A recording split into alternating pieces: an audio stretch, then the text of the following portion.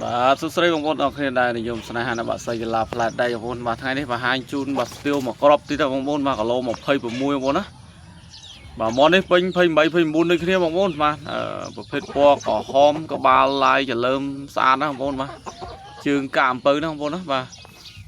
ពួកអាសេរីពណ៌ក្រហមនេះក្តៅណាជើងហើយក៏ភាកច្រើនម៉ូយយកទៅឈ្នះច្រើនណាបងប្អូនណាបាទសេក៏ស្អាតដែរបងប្អូនបាទមុខក៏អំណាចដែរមកក្របនេះបងប្អូនណា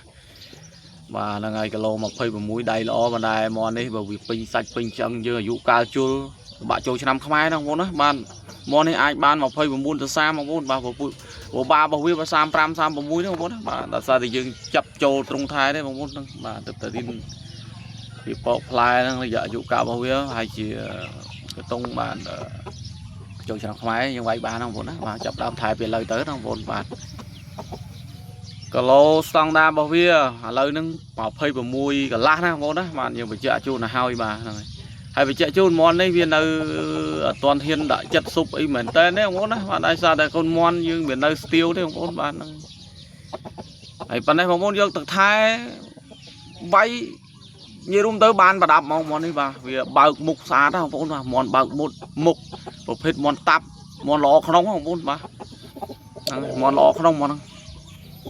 យើងមើលប្រភេទផែននឹងប្រដាប់ដារបស់វាចូលក្នុងអីរឹបល្អបងប្អូនបាទអឹមពីមុខអីដឹងតែអេមតែហ្មងបាទមកក្របនេះ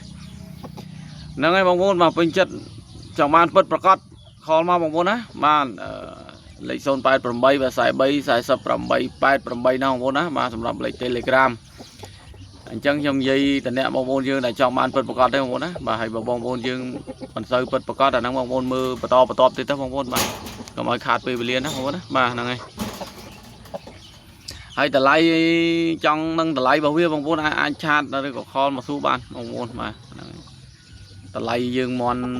លើស្ទៀវប៉ុណ្ណេះអាហ្នឹងយើងវាមិនទាន់ថ្លៃដូចមន់ដែលវាដាក់ចិត្តស៊ុបហើយនឹងហ៊ានហើយនឹងចេញជួលបានទេបងប្អូនណាបាទនឹងបញ្ជាក់ជូនបងប្អូនយើងបាទបងប្អូនទិញប៉ុណ្ណេះវារឿងចំណេញបាទតែបើថែពេញជួលហើយបងប្អូនចាប់ពីមួយស្លឹកឡើងណាបងប្អូនណាបាទនឹងបញ្ជាក់ជូនព្រោះការចិញ្ចឹមមន់មួយបងប្អូនមិនចិញ្ចឹមលេងទេបងប្អូនណាមិនលំយកទៅជុលឲ្យម៉ួយជុលទេបាទហ្នឹងហើយអរគុណបងប្អូនយើងបាទពេញចិត្តអីអាចឆាតមកបានបងប្អូនណាមន់